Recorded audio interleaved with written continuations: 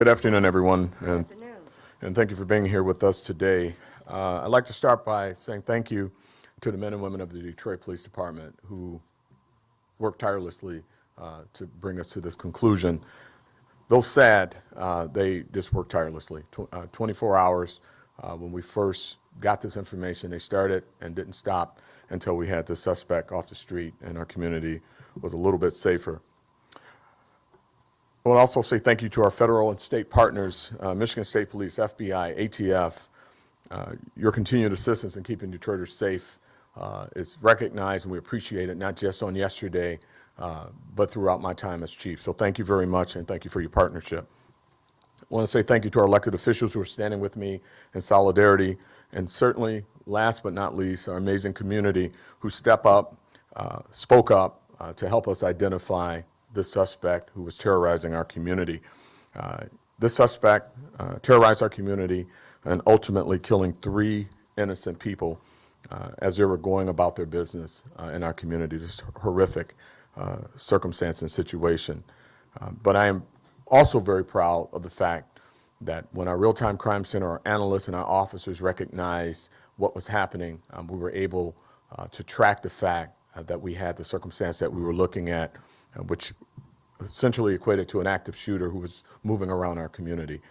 It was that work that I think prevented a number of other tragedies that could have happened. Our thoughts and prayers are with the families of these victims. Certainly, this is a sad time for them, and they just should know that we are with them and we mourn with them. This was just a very, very heart-wrenching and tragic event, and it could have been any of us. When it became clear to us that these crimes could be connected and they were indiscriminate, this was a person who was moving through our community, we activated our resources, our real-time crime center. As I indicated, we notified our federal partners. We activated our training, which included our mobile command posts, our crime analysts to pull the data and information together. Our green light partners, we began to pull data from our green lights. We looked at everything. We looked at our technology in those areas that had ShotSpotter. We activated those, but unfortunately in this particular area, we didn't get any information from that. But all of that working together helped us to quickly identify our suspect. We are early in this investigation, but we are confident that the suspect that we have in custody is in fact our suspect on these cases. We are investigating how the suspect got the gun, and we will forward those findings to our prosecutor's office. As you are aware, and as I say when we have these briefings, I'm not going to do anything to compromise that investigation and her part of the work, which is essential in this entire process, but I will answer the questions that I can answer.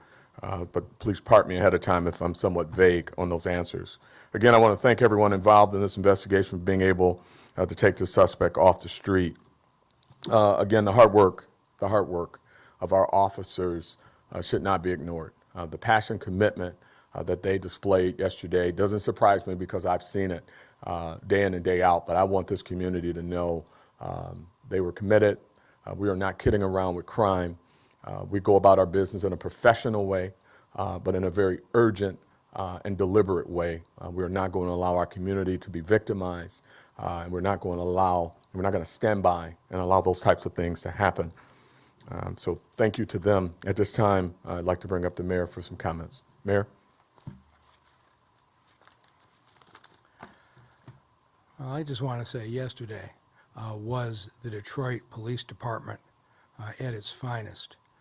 The shootings touched the hearts of everybody in the city. Innocent people going about their lives in a neighborhood on a Sunday morning and shot for no reason other than they were at the wrong place at the wrong time. I spent pretty much all yesterday afternoon either at the command center at the 12th precinct with the police or in the neighborhoods. And Chief White put out a call for people to be in these neighborhoods to help find this shooter, offering overtime to police officers. I want you to think about this. Police officers on their Sunday afternoon, they've certainly worked full-time during the week, one after another, showed up to help, knowing full well if they ran into somebody who had already shot 4 people, they were very likely going to be in a life-threatening situation. And yet the men and women of DPD did not hesitate. I was in those neighborhoods, the cars were everywhere. And I want to say the same thing about the Michigan State Police, the FBI, and the ATF. They instantly, on a Sunday morning, activated and joined in this effort. And you want to think about the pressure that everybody was under. Folks in the city kept going about their business on a Sunday morning, even when they were told there was an active shooter. And you had our officers worrying that this individual could have come out in Palmer Park, where families were playing, could have come out again on Livernois, where people were shopping, or the worst of all scenarios, if we didn't get him yesterday, what were we going to do about children on their way to school for the first day of classes on those same streets where the shooter had been active?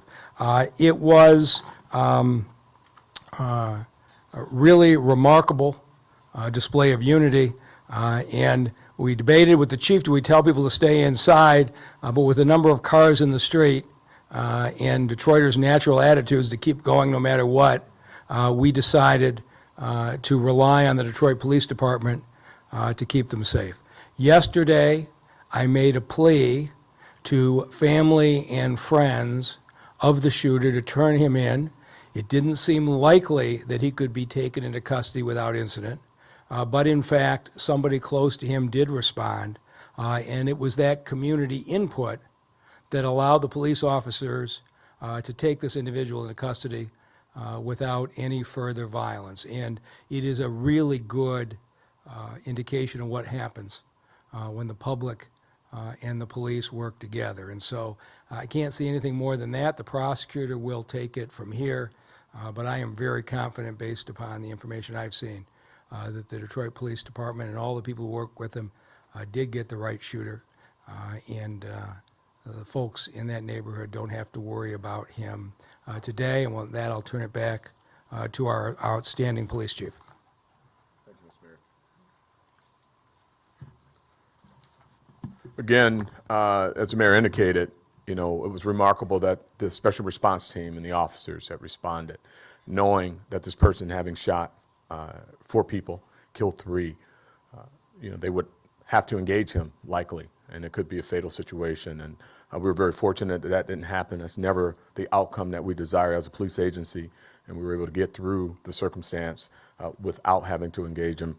But they were on heightened alert, as you can imagine, but it's just a testament, again, to the high level of professional police officers we have in this city, and how fortunate and blessed we are to have an agency like we have. It should never be taken for granted. At this time, Coleman Young II will be coming up for comments.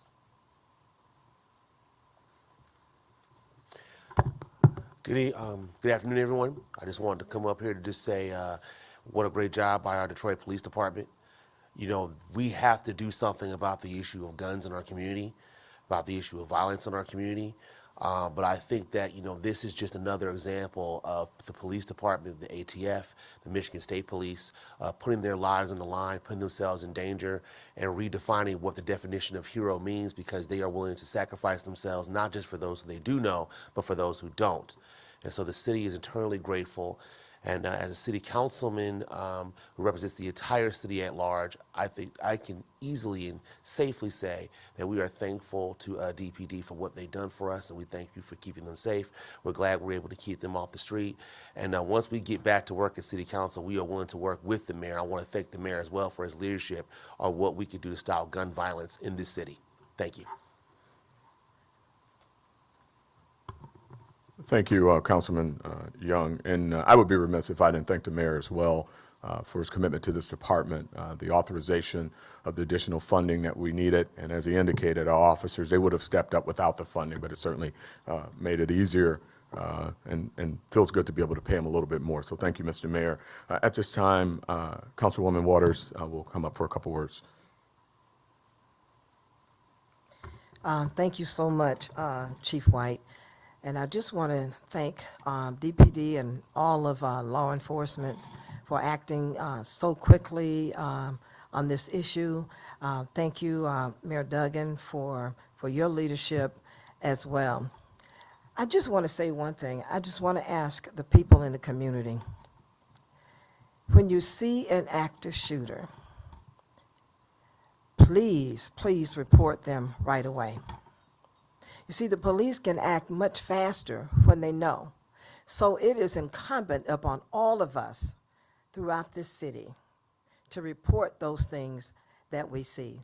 Family members, if you know that you have someone in your family that is mentally ill, please make sure that the police department knows that. Especially if you see them leave the house with the gun, walking around with the gun, it is very important that you do that.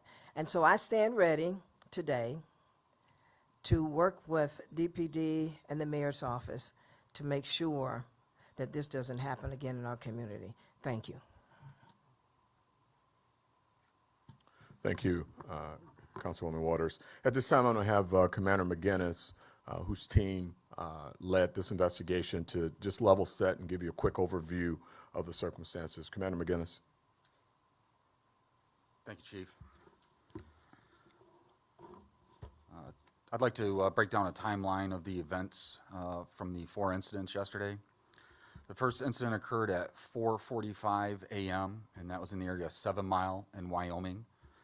In that incident, we have a male victim who was 28 years old when he was approached by the assailant, and unprovoked, the assailant fired shots, striking the victim. The assailant walked away and then came back and fired more shots into the victim. And unfortunately, the victim was deceased from those gunshot wounds. There was no 911 call for that incident. About 30 minutes later, about 3 blocks away, that's the first time that the police were notified of an incident. And there was shots fired and a 911 call.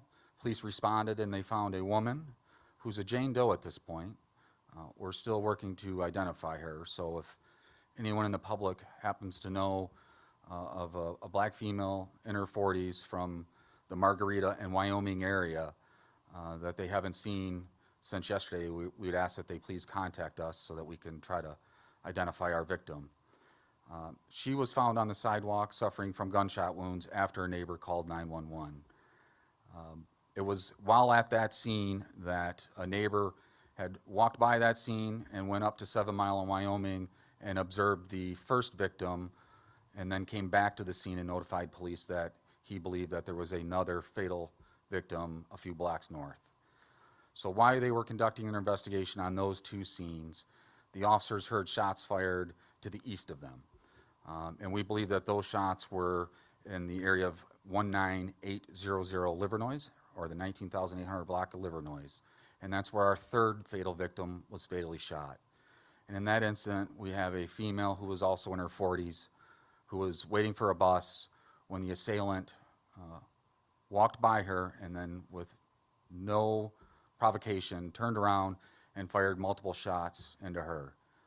He then stepped away and then came back and fired more rounds into her.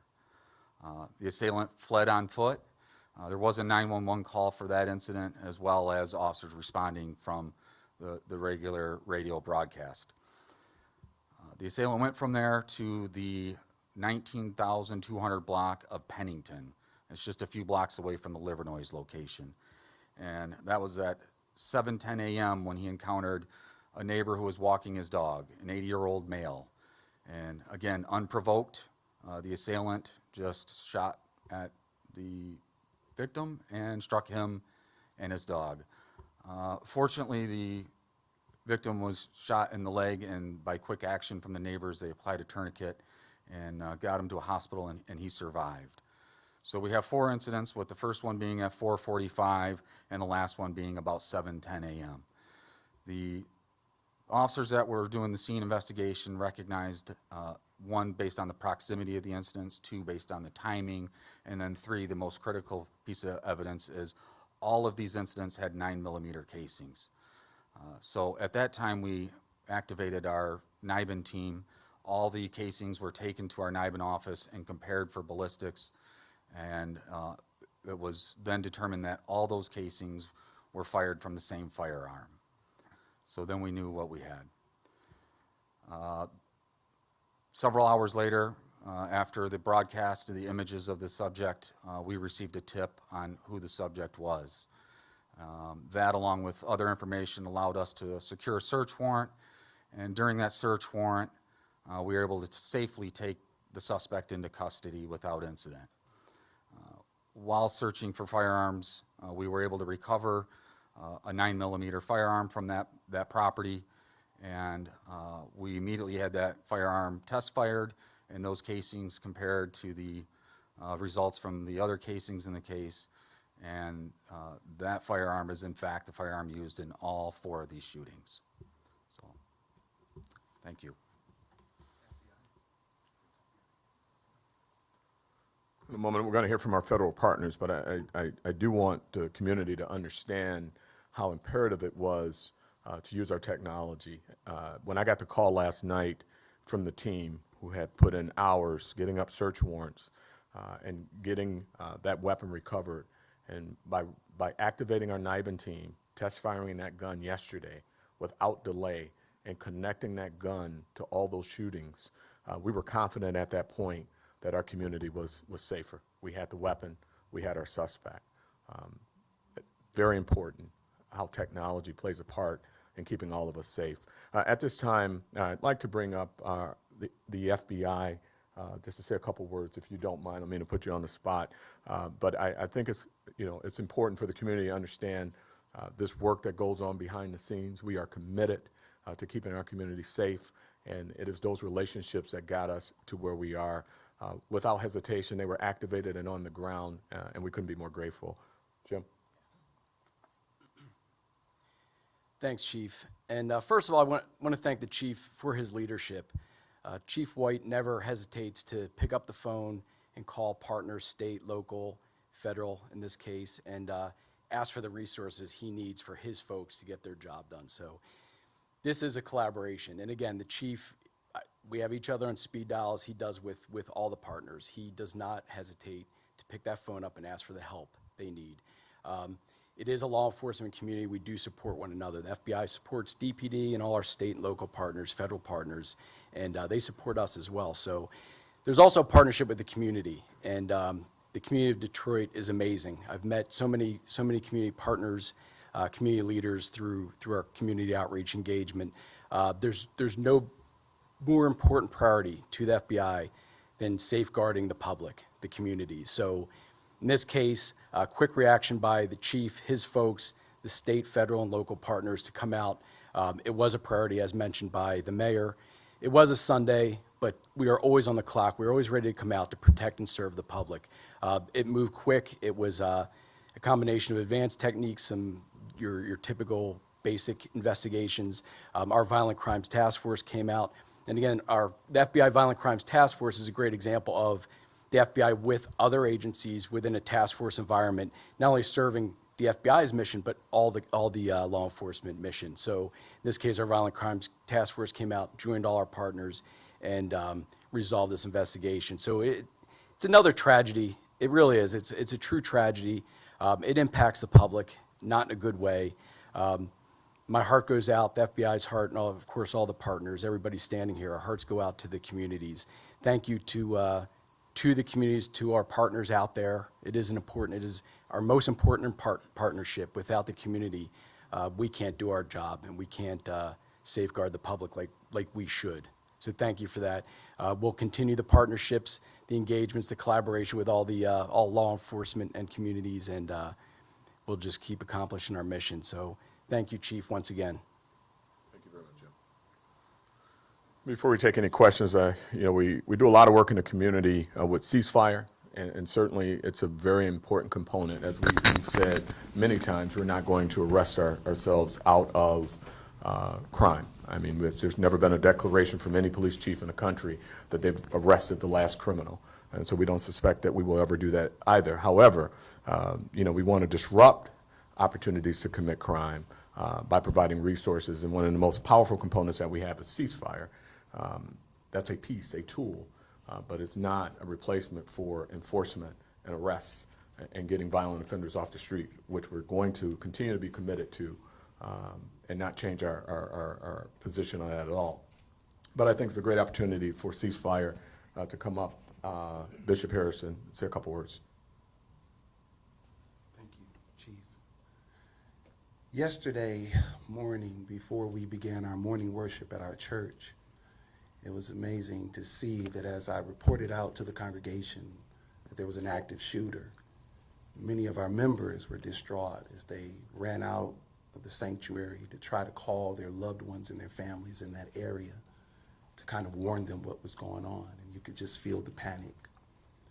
There was another community event that took place on yesterday that I was called to be a speaker right in the area, and I had to inform them that there was an active shooter in the area, and to see the panic on people's faces as they begin to grab their children and begin to go away from the event.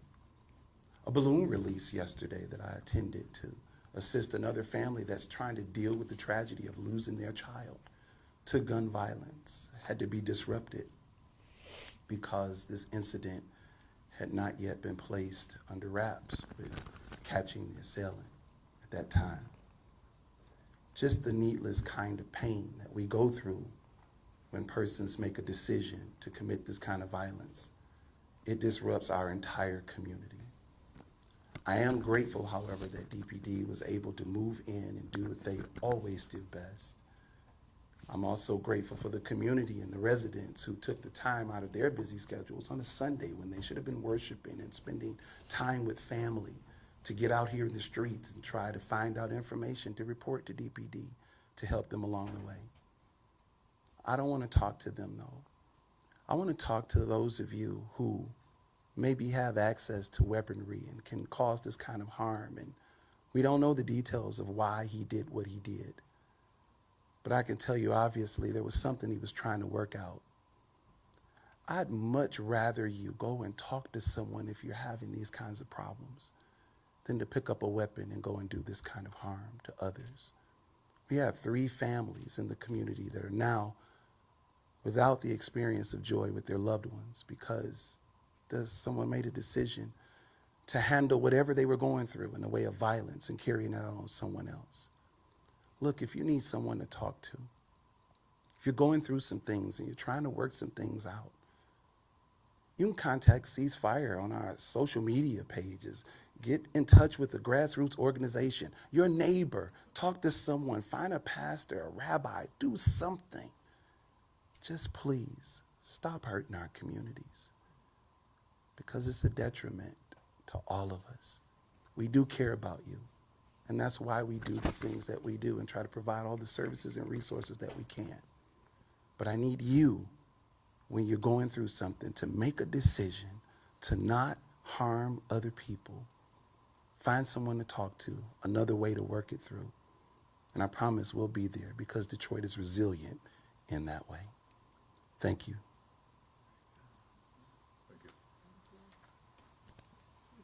I think this is a perfect time to say, before we take questions, if someone uses a weapon in our community, we're going to use every resource that we have to lock you up. And we make no apologies about that. If you carry an illegal weapon, you use a weapon, that is not a threat. That's a commitment that we're going to use every resource, ATF, FBI, NIBIN, good old-fashioned police work to lock you up. Enough is enough. This is unacceptable, and it needs to stop. And with that, we'll take any questions. Ryan Marshall over at News Radio 950. I know this was a random act, but was there any, in your initial investigation, any sort of motive, a job loss, a breakup with a girlfriend, an argument? Was there some instance that you feel like there was a reason why he was out here doing these things? We're still early in the investigation. I don't have that level of detail, but there's nothing that should motivate you to do something this tragic. Access to a weapon is what we know, easy access to a weapon.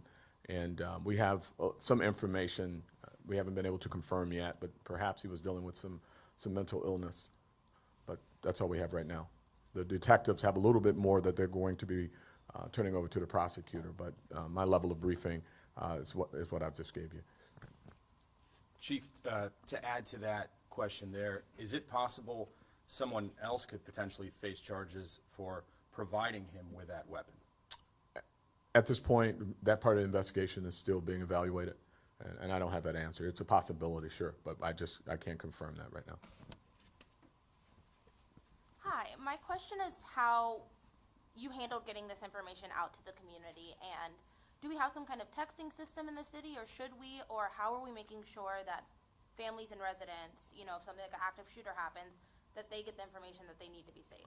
Yes, we have, through Homeland Security, we have a product called Code Red, and what we were able to do was stand that up in an area where we believed him to be, where we could send text blasts out to phones.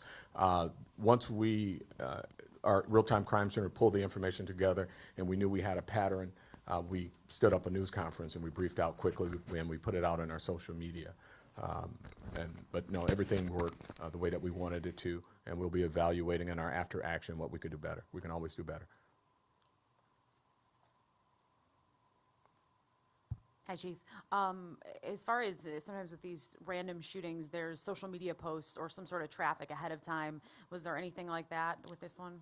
No, we looked at that and we haven't found anything. You know, when we talk about getting the message out, you know, the very basic level of getting the message out is calling 911. And what was most troubling for me when we looked at all of this is that first 911 call didn't come in.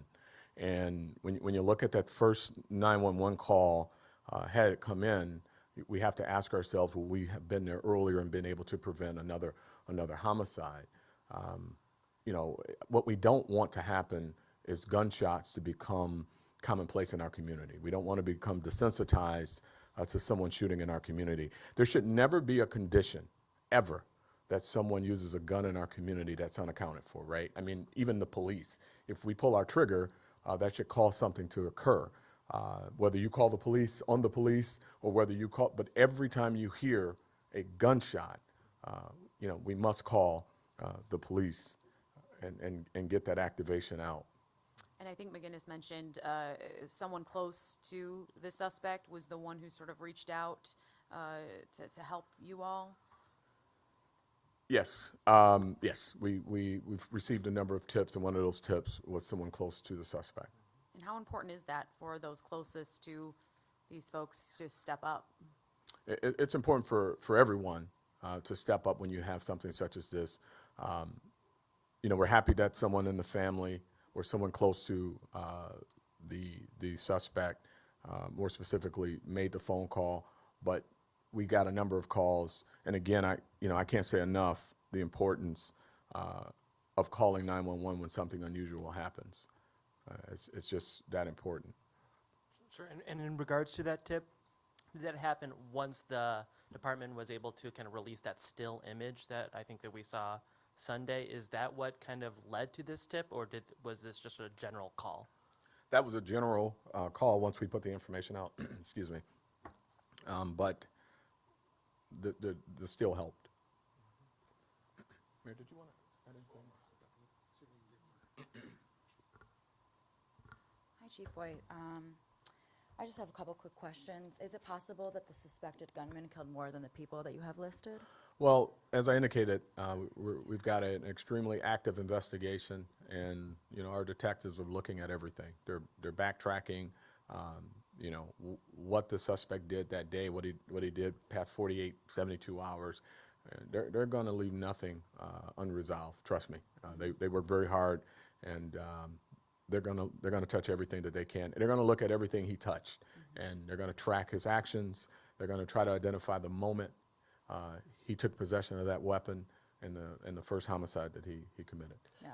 And can you tell me a little bit more about the suspect's background? Does he have prior convictions? Was he in school? Is he from Detroit?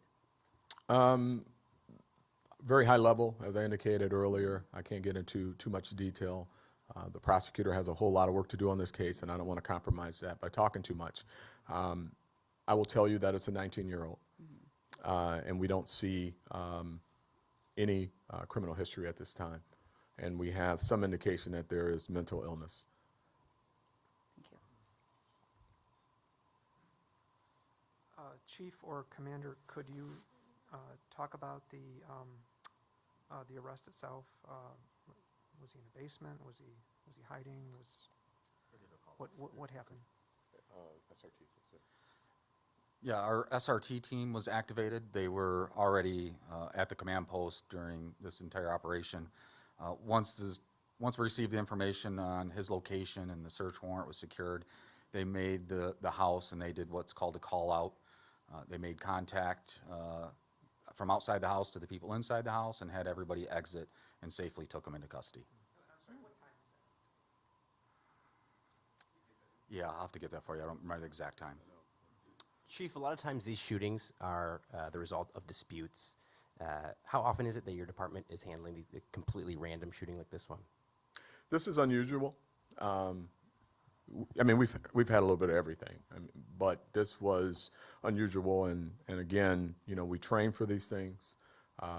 You know, we look at our ready op systems. We look at our special response teams, our command posts and deployment of command posts, our partnerships, MSP and their helicopter being able to help us when we took, you know, half the city with our DPD helicopter. They took the other half with the MSP helicopter and then switched sides looking for this person. Our technology, our technology helps us.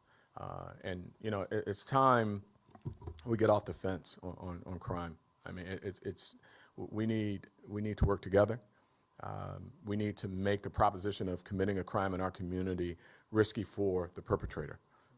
And that's how it all comes together. And so yesterday, we're proud that it came together. We wish we were here for a different reason and not something so tragic.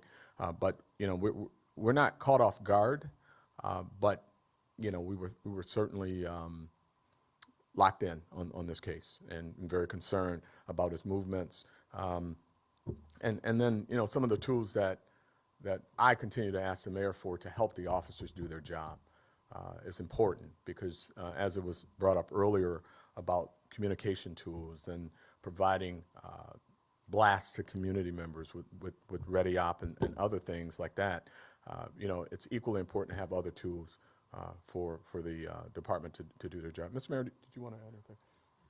Okay.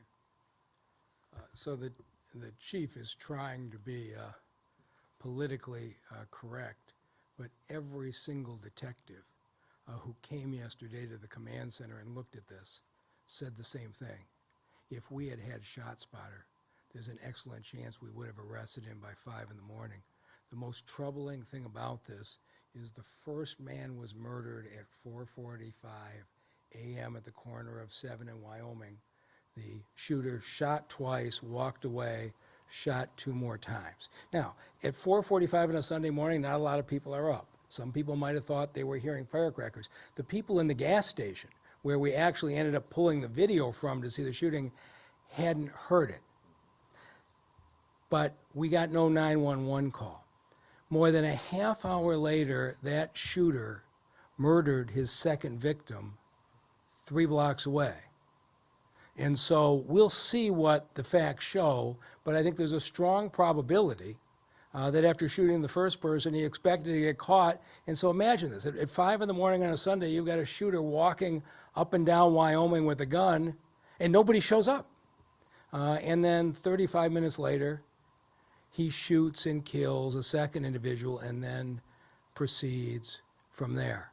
The Detroit police officers are doing their job. They're out there every day. If we keep doing the same thing over and over, you can't expect different results. And I'm not saying there's one solution. We have to do a lot of things. We've got to get the courts to catch up on the dockets. We've got to get the tethers to actually mean something. We've got to get assistance to the prosecutor to move cases. We've got to get assistance to the parole department. The whole system, court system in America, got backed up. But think about this. Had the Detroit Police Department had a ShotSpotter notice at 4:45 on a Sunday morning, 1.5 miles from the 12th precinct, police officers would have been on that site immediately at a time where the police had the advantage knowing they were going in to a gunfire situation. As the day went on, it appears this individual got more confident and ultimately successfully hid for several hours, and we've seen this across the city. And part of us is angry. There are an element of defund the police group that intentionally put out false information. ShotSpotter has no surveillance. ShotSpotter has no cameras. All ShotSpotter does is say, this is the location of a gunfire with precision, so the police can respond immediately. And I know from the time I spent with the officers yesterday, they're going to be haunted for a long time. They very likely could have prevented 2 and probably 3 tragedies had they had an immediate notice. And so the chief has been asking, and the officers have been asking for this kind of technology support. We also need support from the court system and the rest of law enforcement, and the chief and I will be redoubling all of those efforts in the days to come. All set. All right, thank you, everyone.